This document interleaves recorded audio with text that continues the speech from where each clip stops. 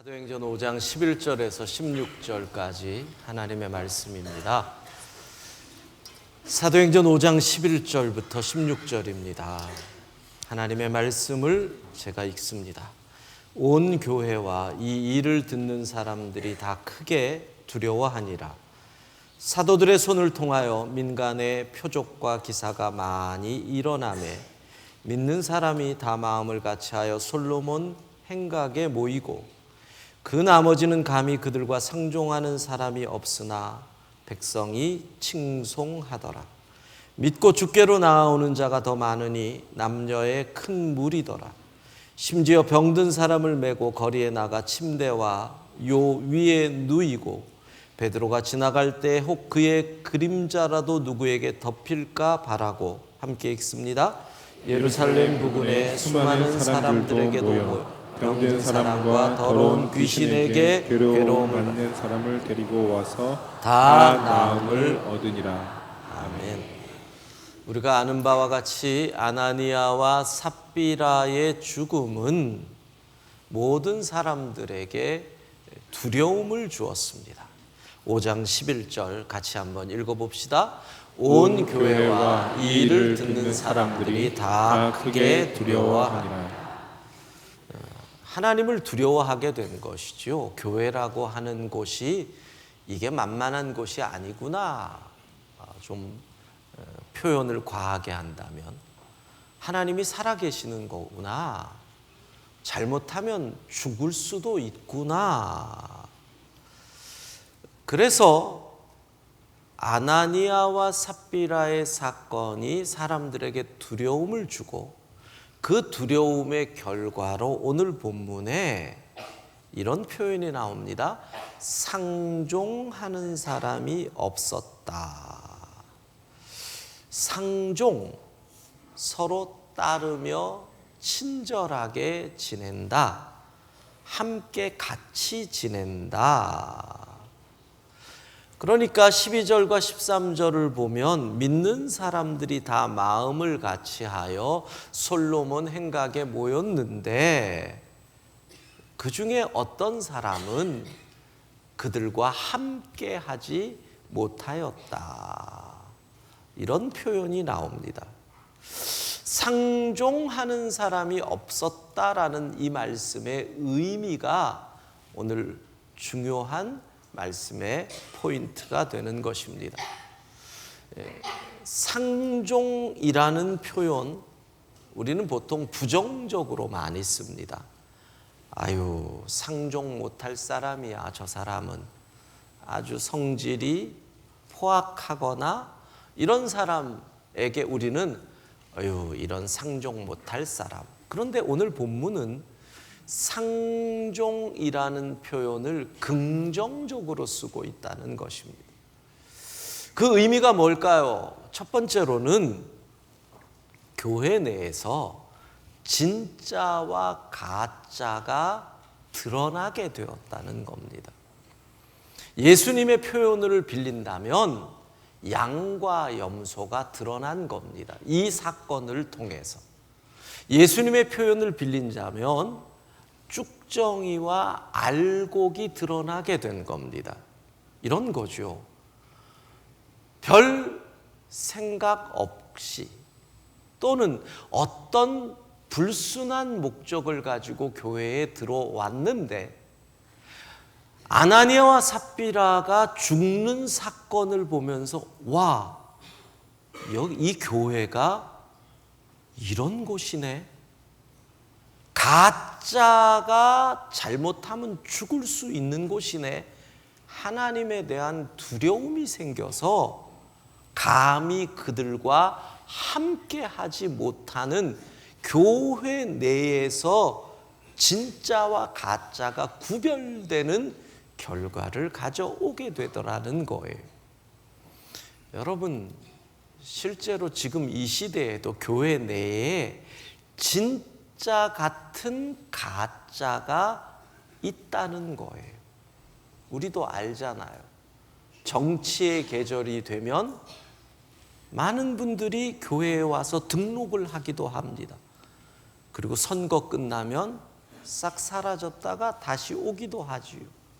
강남의 큰 대형 교회들은 아예 사업을 하는 사람들, 또 금융인들, 그런 모임 속에서 관계를 이루기 위해서 그 교회에 가는 사람들도 있다는 거예요.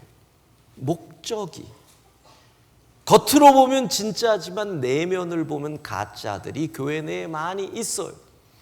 요즘은 특별히 신천지와 같은 이단들도 교회 내에 잠복 근무를 하고 있단 말이에요.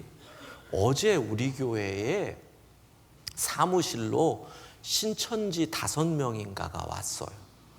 그래 놓고는 교회에다 편지를 하나 주고 신천지가 이단이라고 하는 거에 대해서 3일 내로 답변을 하지 않으면, 이 부분에 대해서 이들이 이 이메일로 답변을 하지 않으면 우리들이 당신네 교회를 추수밭으로 삼아서 추수꾼들을 보내서 추수 활동을 시작하겠다, 선전포고를 하고 갔어.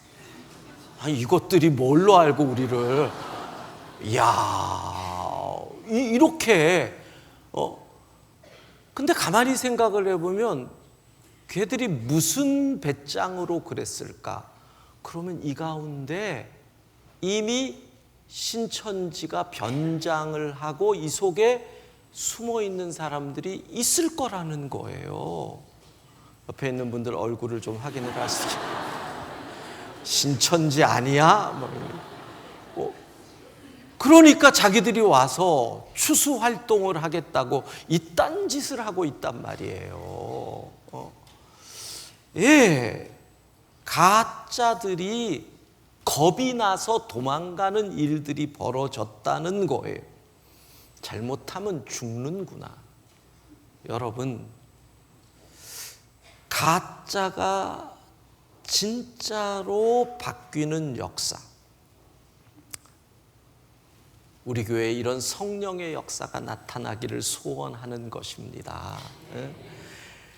쭉정이가 알곡으로 변화되는 역사, 하나님은 정말로 살아 계시는구나, 어쩔 수 없이 출석하여 자리만 채우던 사람이 진정한 예배자로 변화되는 역사가 나타나기를 소망합니다. 이것이 교회예요. 가짜가 들어왔다가 성령의 역사를 체험하고 진짜로 바뀌는 그 역사. 그런데 지금 초대교회에서는 먼저 뭐가요? 가짜들이 떠나는 일들이 벌어진 거예요. 그 다음에 상종하는 사람이 없었다라는 것은 교회 외부로 보면, 내부에서는 떠났는데 세상 사람들이 교회를 두려워하게 됐어요. 저기는 상종 못할 곳이야, 이런 생각을 하게 됐다는 거예요. 저는 지난 한 주간 본문 말씀을 묵상하면서 이 시대의 그리스도인들에게 사용되어야 할 표현이 바로 여기에 있다. 긍정적인 의미로 교회는 상종 못할 사람들의 집단이야, 이런 표현을 우리가 들어야겠다라는 생각을 강력하게 하게 되었습니다. 지금은 교회를 너무 쉽게 생각합니다, 세상 사람들이. 그러나 교회는 두려움의 대상이 되어야 합니다. 상종 못할 사람들의 모임이 되어야 합니다. 세상에서 보았을 때 그게 교회가 되어야 한다라는 것입니다. 사실 초대교회로부터 시작되는 교회의 역사를 보면 교회는 언제나 세상 사람들이 상종 못할 집단으로 보았습니다. AD 2세기의 교부였던 아테나고라스, 이 사람이 기독교가 로마 제국 안에서 상종 못할 집단으로 인식된 이유를 3가지 용어로 간략하게 정리를 합니다. 여기서 우리는 그리스도인이에요, 비난하는 내용, 누가? 로마 사람들이 비난하는 내용이 세 가지다. 첫 번째는 무신론, 두 번째는 인육을 먹는 만찬, 세 번째는 근친상간의 부도덕한 집단. 초대교회가 이런 오해를 받은 거예요. 무신론이라는 것의 의미는 뭐예요? 그들은 신이 눈에 보여야 돼. 로마에 가보면 그렇잖아요. 여러분이 로마나 바티칸이나 이런 이탈리아나 이 박물관에 가면 수많은 조각이 있어요. 상들이 있어요. 신과 사람을 구별하는 방법이 코예요. 딱 보세요. 코가 정확하게 딱 서 있으면 신이에요. 신이에요. 그 상이 여기서 이렇게 쑥 들어간 우리 사람들처럼 여기가 이렇게 인중은 여기고 미간 여기가 쑥 들어가면은 사람이에요. 조각을 볼 때 그것이 이 신과 사람을 로마 시대에 구별한 방법이거든요. 그러니까 신이 눈에 보여야 돼요.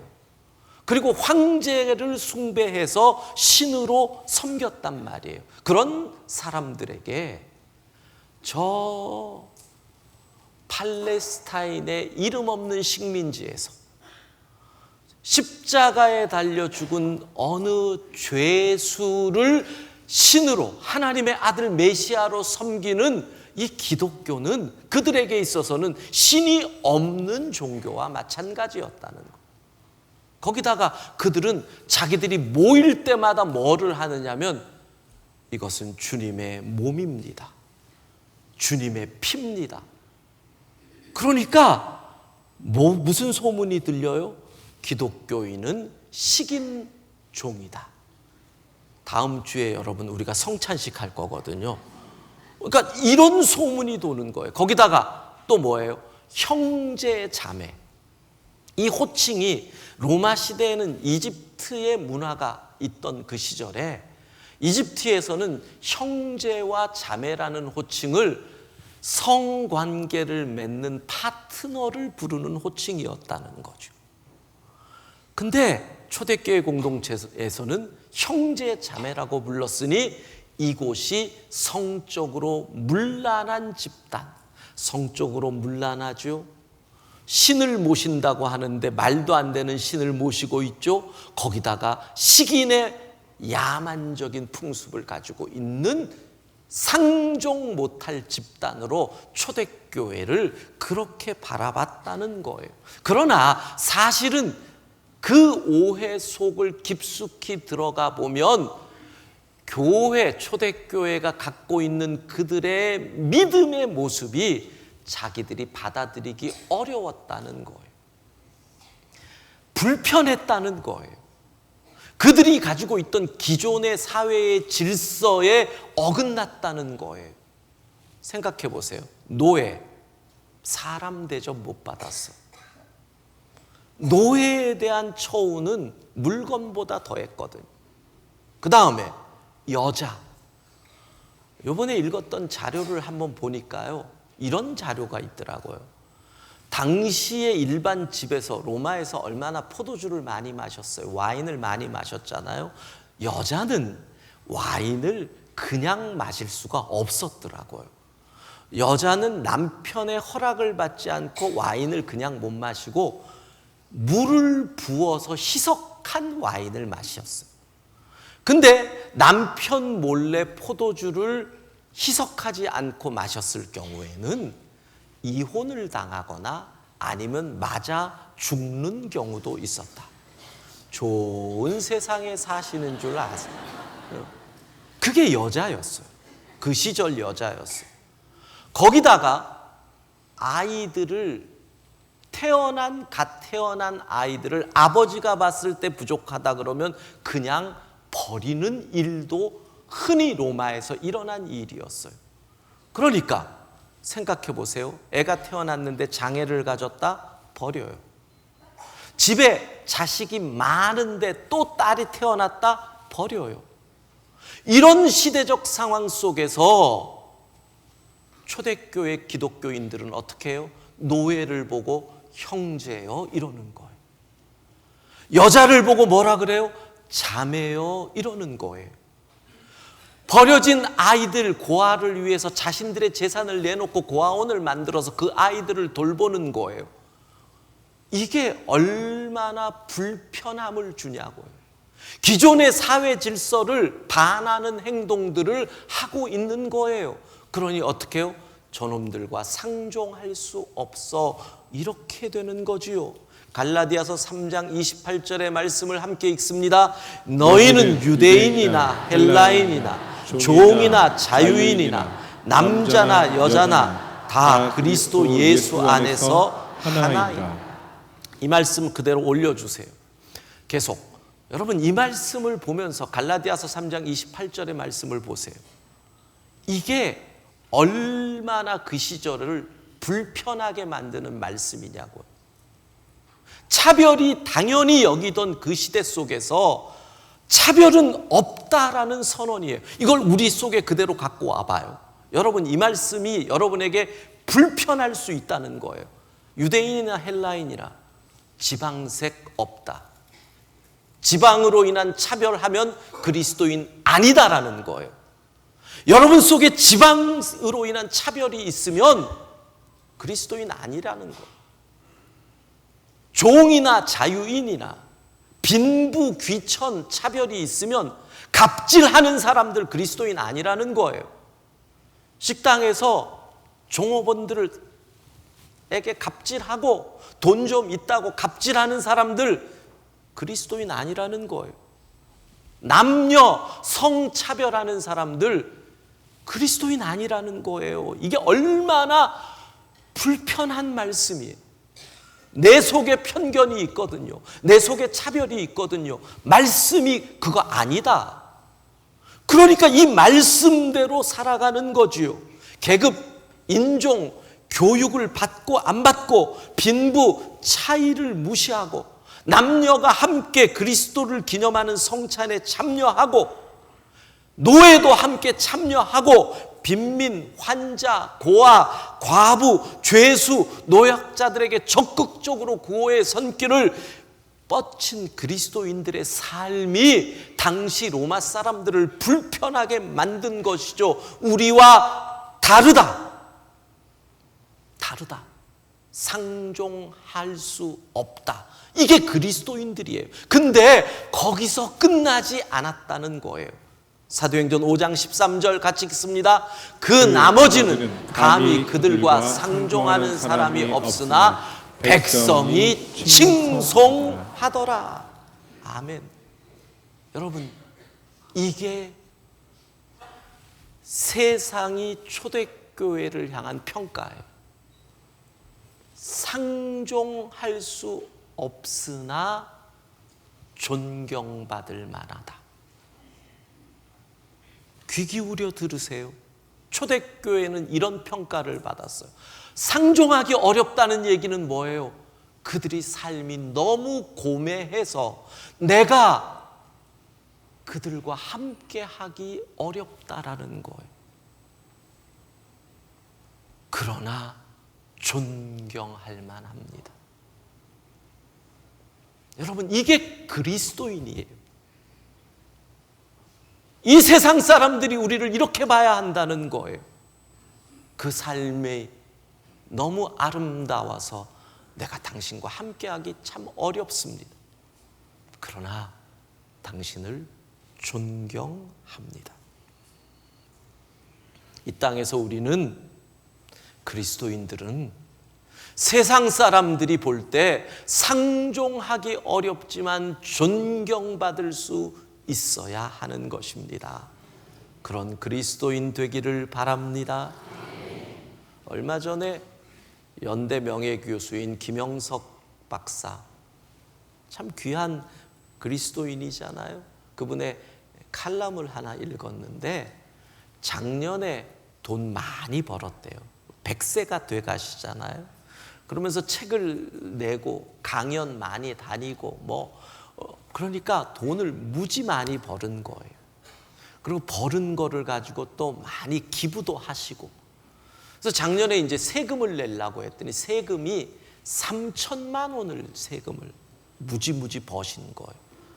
세무사가 그러더래요. 아유, 교수님 기부를 너무 많이 하셔서 이렇게 세금 많이 안 내도 되니까 그냥 기부한 거기서 영수증만 첨부하면 됩니다. 이분이 이렇게 얘기를 해요. 제가 북한에서 탈북한 1세대입니다. 대한민국이 나를 받아줘서 지금까지 이 나라에서 잘 살았는데 세금 더 많이 내야 하는 거 아닙니까? 더 많이 세금 떼가십시오. 그런 얘기 들으면 어떤 마음 들어요? 우리는 세금을 한 푼이라도 아끼려고 하는. 그럴 때 우린 느낌은 그거잖아. 정말 우리하고 다르다. 그러나 존경하고 싶다. 이게 초대교회 교인들을 향한 세상의 반응이었어요. 나하고 참 다르다. 그러나 존경하고 싶다. 우리 교회 어느 성도에게 이런 고백을 들었어요. 세무사찰을 당했대요. 아마도 경쟁업체에서 신고를 한. 세무서에서 와서 털고 또 털고 또 털었는데 하나도 없었대. 나중에 세무공무원이 절을 하면서 존경합니다. 그러고 떠났대요. 여러분, 이런 얘기를 들으면 어떤 생각이 들어요? 참 나하고 다르다. 존경하고 싶다. 상종하는 사람이 없으나 백성이 칭송하더라. 힘들게 사업을 하지만 직원들을 가족처럼 사랑하는 사장 집사님의 얘기를 들으면 정말 삶이 나하고 다르네. 존경하고 싶다. 장애인들을 섬기면서 최선을 다하는 교회 집사님들의 얘기를 들으면 어떻게 저렇게 살 수 있지? 참 나하고 다르다. 존경하고 싶다. 예, 그거예요. 그거. 한평생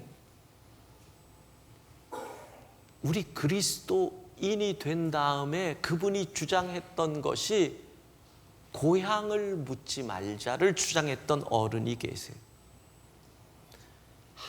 조선의 간디라고 불렸던 이북의 위대한 믿음의 사람 고당 조만식 선생이, 그분은 평생 고향을 묻지 말라. 우리나라가 지방색으로 인해서 갈갈이 찢어진 그 모습 때문에 유대인이나 헬라인이나 그리스도 안에서 하나인데, 근데 해방 후에 북쪽이 공산화가 된 이후에 내려가자고 할 때 그분은 이 사람아, 나라도 이 땅을 지키다 여기서 죽어야지 떠나서 되겠는가. 대동강변에서 총살을 당해 죽어요. 이런 얘기를 들으면 우리는 또 무슨 생각이 들어요? 참 삶이 우리랑 다르구나. 존경스럽다. 여러분, 그리스도인의 삶은 이런 겁니다. 세상 사람들이 볼 때 우리와 다르다. 감히 당신들과 상종할 수 없습니다. 그러나 존경합니다. 이것이 그리스도인의 삶인 줄로 믿습니다. 바울 이후 최고의 기독 변증론자로 불리우는 AD 2세기의 유스티누스, 순교한 그분은 그리스도인의 모습을 이렇게 설명을 합니다. 그리스도인들이 다른 사람과 구별되는 것은 그들의 출신이나 언어 또는 옷 입는 습관 때문이 아닙니다. 같이 읽습니다. 그들은 세상의 법을 따르지만 법보다 높은 삶의 방식을 따릅니다. 그들은 모두를 사랑하지만 모두로부터 박해를 받습니다. 그들은 이름도 없으며 저주를 받습니다. 그들은 죽음으로 내몰리지만 생명을 얻습니다. 그리스도인들은 이 세상 안에 있지만 이 세상의 것이 아닙니다. 여러분, 이 유스티누스의 그리스도인의 설명이 오늘 본문에 이렇게 나오는 거예요. 감히 그들과 상종할 수 없으나 백성이 칭송하더라.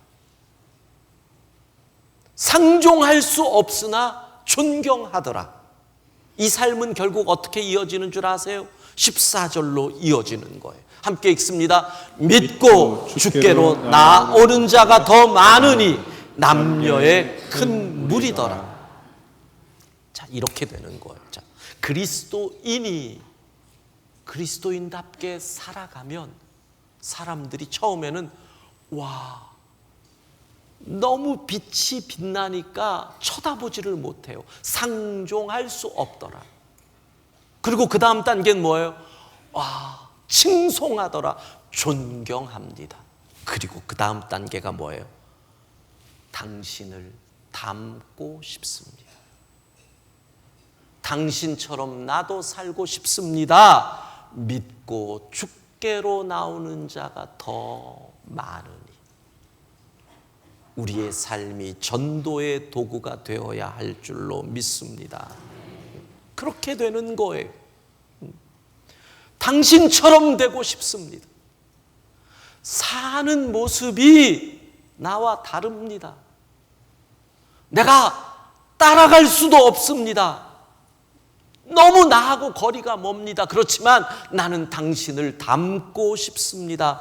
이러한 그리스도인이 되어야 한다는 겁니다. 지금 이 세상에 필요한 그리스도인은 어떤 사람입니까? 이 시대가 요구하는 그리스도인이 어떤 사람입니까? 세상에서 그리스도인으로 사는 사람. 교회에서 그리스도인이라고 큰 소리 치는 것이 아니라 내 삶의 자리에서 그리스도인으로 사는 사람. 회사에서, 시장에서, 친구들과 만난 자리에서, 운전하는 그곳에서,